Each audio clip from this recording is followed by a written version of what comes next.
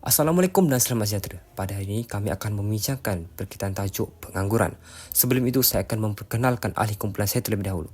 Yang pertama kita ada Afwan, Azhar, Mukri, Arif dan Ashraf.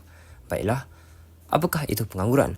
Pengangguran merujuk kepada seseorang yang mahu bekerja tetapi tidak mendapat pekerjaan. Mereka ini digolongkan sebagai tenaga buruh sesebuah negara, iaitu mereka yang berumur antara 15 hingga 64 tahun yang sanggup bekerja.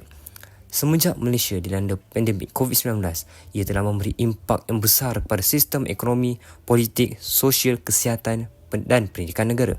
Keadaan ini menyebabkan kerajaan di Malaysia terpaksa mengumumkan pelaksanaan Perintah Kawalan Pergerakan PKP dan memberikan kesan yang negatif kepada sektor pekerjaan.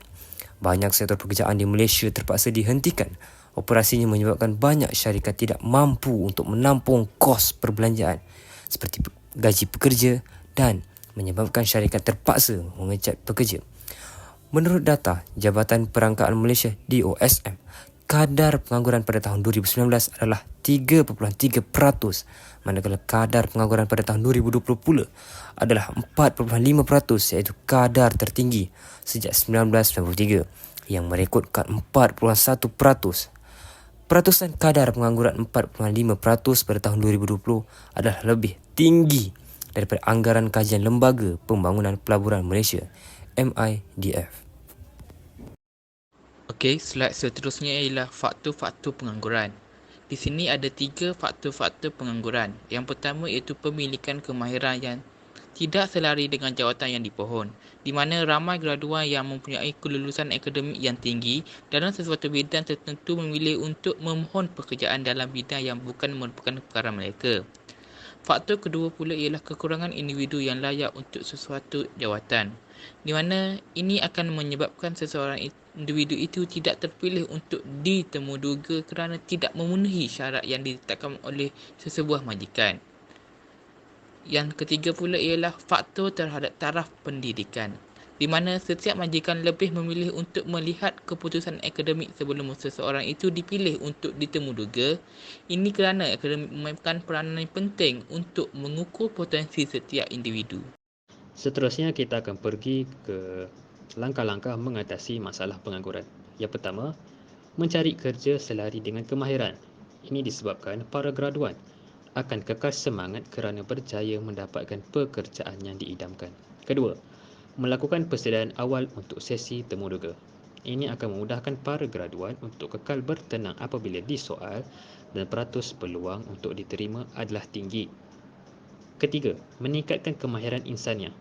Nilai ataupun value seseorang dapat ditingkatkan kerana syarikat suka akan pekerja yang berkebolehan untuk menyelesaikan masalah, peka akan masa dan boleh berkomunikasi dengan orang lain secara baik.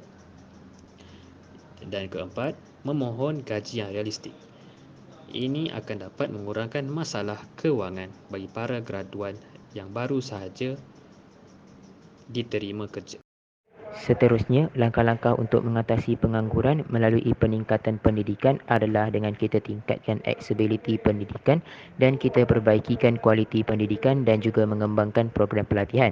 Seterusnya, langkah-langkah untuk mengatasi pengangguran melalui penguasaan bahasa Inggeris adalah dengan menyediakan pelatihan keterampilan kerja dalam bahasa Inggeris dan juga mendorong penggunaan bahasa Inggeris dalam kehidupan seharian.